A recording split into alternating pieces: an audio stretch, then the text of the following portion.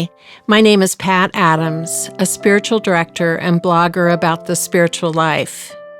The consuming interest of my life has been this: how do we live a life centered in God?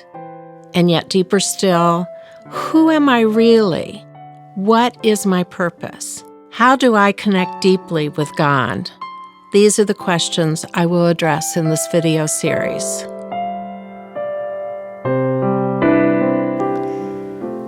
Fear and its twin anxiety, whether situational in this moment or a habit of a lifetime, drain off our best creative energies, our ability to deal rationally and realistically with anything. And fear has another twin, doubt, which further limits our access to the deeper levels of our mind and hearts, and so keeps us in a kind of never-never land of fear.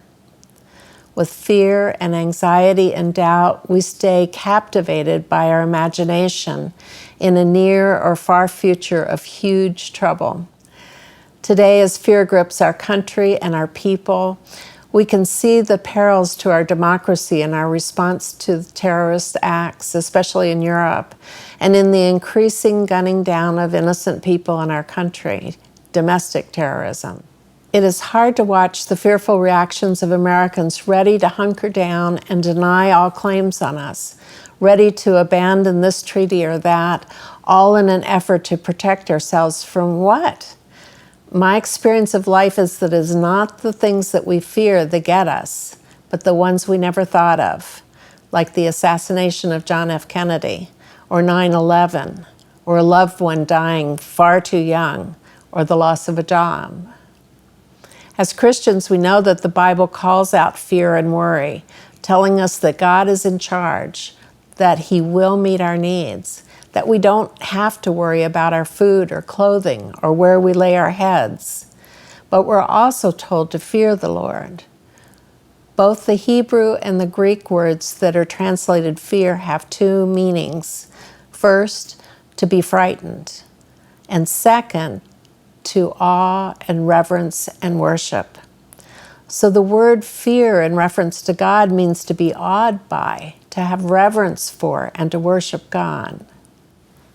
So often I think that we interpret fear of God to mean that we should be in fear and trembling because of the power God has over us, that He is punitive and capricious and vengeful, that He's just a much bigger version of an abusive parent. Since I grew up in a hellfire and damnation church, it's been easy for me to see God that way. In fact, there was no concept in our church that God was loving. In my adult years, I saw God as a raven sitting on my shoulder, ready to zap me in case I did anything wrong. A fear of God like this leads people to cower before Him, to obey perfectly lest they be punished, to fear God above all. It leads to anger that we are not being protected, that we have to suffer, all because God doesn't care. Or we just totally turn our backs on God. Is this the God of Jesus, who went off to pray frequently alone with God, who called Him Daddy, Abba, who feared nothing, not the power of the Pharisees or scribes, those who condemned Him? Did He run away from God at the cross, or did He stay the course? He probably was trembling from the mistreatment of the soldiers and the jeering of the crowds. He, knowing his fate, did bargain with God a bit in Gethsemane. Then He stood firm in His resolve to see the painful death through, all in God's will. He may have feared the pain, but He faced His end with courage and faithfulness, all so that He could be resurrected and remembered forever as the Son of God. Awe and reverence and worship are deep motivators for us. Fear makes us run away from God, keep Him at arm's length. Love helps us to stay the course through our challenges.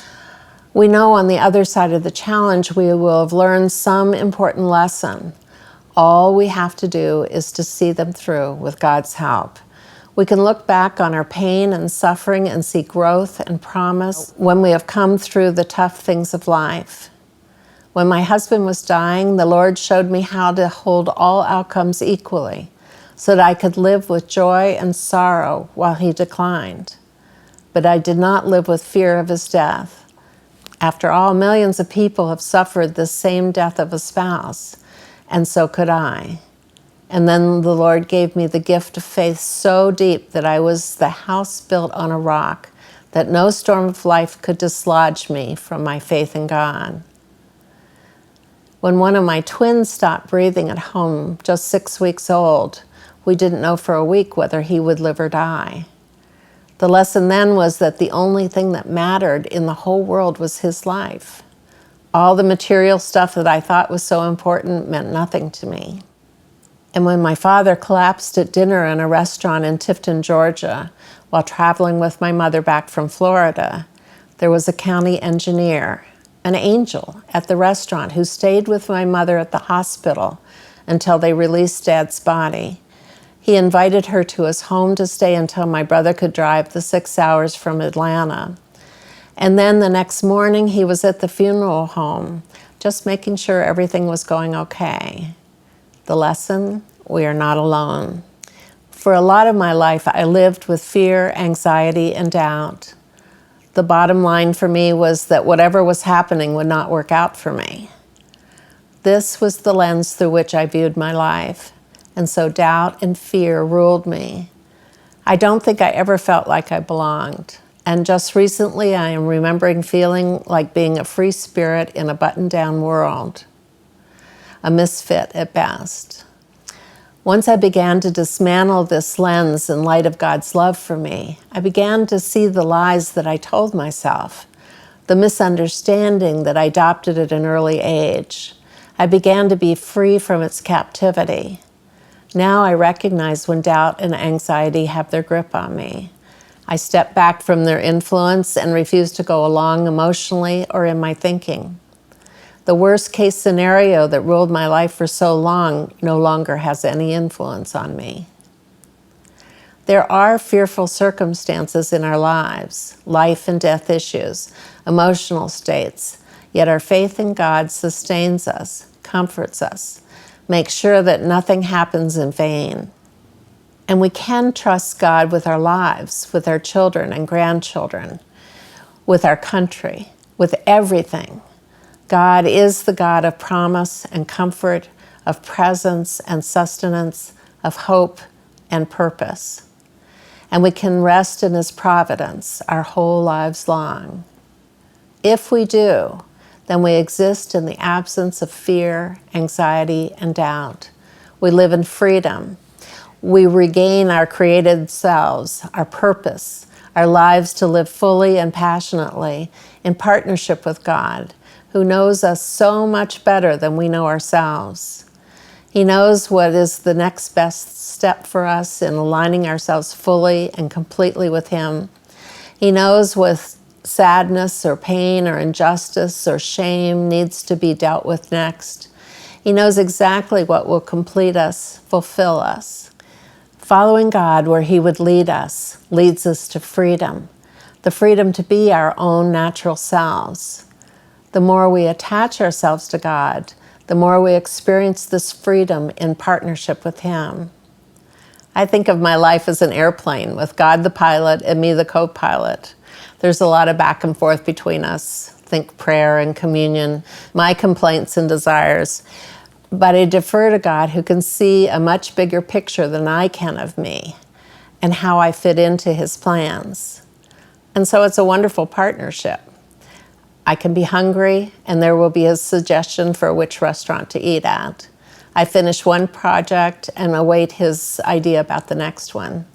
I see a conflict in my schedule, and he works it out before I know it.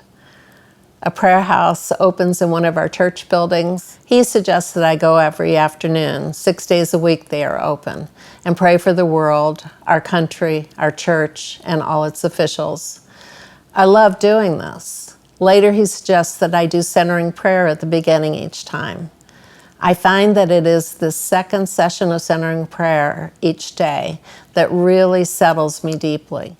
There are just a few examples of how God operates in my life when I let him into my whole being. in every aspect of our lives, our work, our family, our leisure, our hobbies, our rest, and more. God wants to be involved with us. All day as we go through our days, all night He can direct or populate our dreams. And what do we learn from all this involvement? That God always has our best interest in His mind, that He calls us to do what is important for us to do, that we can count on His caring and comfort and presence every moment of our lives, that He will heal all that we offer up to Him of our pain and suffering, transforming it into important lessons we have learned. And where do fear and anxiety and doubt exist in this deep relationship with God? They don't. They don't, because when we live in God's arms, in a deep relationship with Him, we trust that whatever happens will be in our own best interest. It may not be what we planned, but whatever happens will work out for us in incredible ways. And it doesn't matter if we live or die, if we're sick or lose our jobs, if anything. God is there with us always. That is what Jesus modeled. That is what we Christians have when we really trust God. There's a story about a 4th century bishop, Cyprian of Carthage in North Africa. There were a number of Roman emperors that century, and it seemed that every other one of them persecuted the Christians. In the middle of the century, a decree came down from the emperor that all Christians needed to be martyred. But his chief representative in North Africa didn't want to kill someone of his own class. Cyprian insisted that he was to be martyred. He led his followers out to the place where the executions took place. He insisted that his followers tip the executioner because he was only doing his job. Then he stretched out his hands in back of him so that they could bind them, and stretched his neck so that the executioner had a clear target. There was no fear or doubt or anxiety in him as he faced his death. And thousands were converted that day because of his faith. Of course, none of us want to be martyred, but the faith in God is what we will remember of Cyprian, his lack of fear in facing the executioner. And we can assume his strengthening by the Lord, his acceptance of his fate, his deep relationship with the Lord, and his dependence on Him, and his vision of what the church needed from him at the time. Thank you for watching. I look forward to hearing from you soon.